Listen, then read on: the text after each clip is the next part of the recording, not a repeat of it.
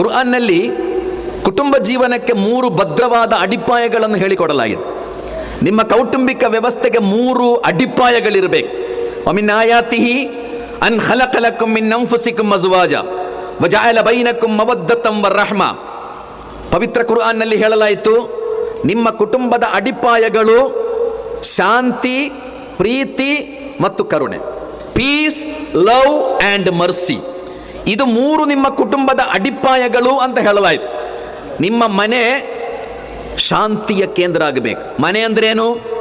ಮನೆ ಅಂದರೆ ನಿಮಗೆ ಚಳಿಯಿಂದ, ಗಾಳಿಯಿಂದ, ಬಿಸಿಲಿನಿಂದ ರಕ್ಷಣೆ ಕೊಡುವ ಸ್ಥಳದ ಹೆಸರಲ್ಲ.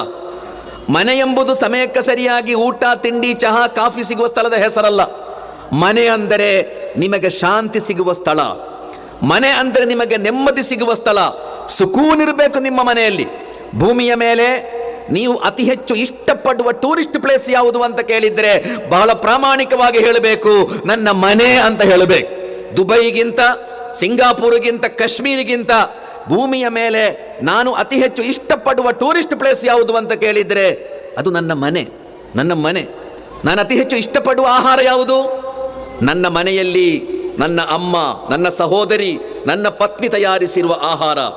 ಎಲ್ಲೋ ಫಾಸ್ಟ್ ಫುಡ್ ಅಲ್ಲ ನಿಮಗೆ ಟೇಸ್ಟಿನ ಆಹಾರ ಆಗಬೇಕಾದದ್ದು. ಫಾಸ್ಟ್ ಫುಡ್ ಅಲ್ಲ ನಿಮಗೆ ಟೇಸ್ಟಿನ ಆಹಾರ ಆಗಬೇಕಾದದ್ದು. ನಿಮ್ಮ ಮನೆಯಲ್ಲಿ ಮಾಡಿದ ಫುಡ್, ಅದಕ್ಕೆ ಟೇಸ್ಟಿಂಗ್ ಪೌಡರ್ ಹಾಕಿರ್ಲಿಕ್ಕಿಲ್ಲ, ಅಜಿನೋಮೋಟೋ ಅದಕ್ಕೆ ಹಾಕಿರ್ಲಿಕ್ಕಿಲ್ಲ.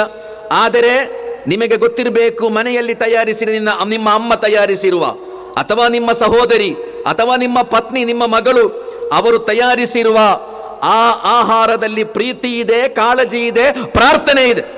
ಆದ್ದರಿಂದಲೇ ಬದುಕಿನಲ್ಲಿ ನೀವು ಅತ್ಯಂತ ಇಷ್ಟಪಡುವ ಆಹಾರ ಯಾವುದೆಂದರೆ ನನ್ನ ಮನೆಯಲ್ಲಿ ನನ್ನ ಅಮ್ಮ ಮಾಡಿರುವ ಆಹಾರ, ನನ್ನ ಪ್ರೀತಿಯ ಪತ್ನಿ ನನಗೆ ಮಾಡಿಟ್ಟಿರುವ ಆಹಾರ. ಸಹೋದರರೇ, ಈ ಜಗತ್ತಿನಲ್ಲಿ ನಿಮ್ಮ ಮನೆ ನಿಮಗೆ ಶಾಂತಿಯನ್ನು ಕೊಡುವ ಕೇಂದ್ರ ಆಗಬೇಕು. ಮನೆ ಶಾಂತಿಯ ಕೇಂದ್ರ ಆಗಬೇಕಾದರೆ ನಾನು ನನ್ನ ಕುಟುಂಬಕ್ಕೆ ಏನು ಕೊಡಬೇಕೋ ಅದು ಕೊಡುತ್ತಾ ಇದ್ದೇನೆಯೇ ಎಂಬುದು ನಮ್ಮ ಆಲೋಚನೆ ಆಗಬೇಕು.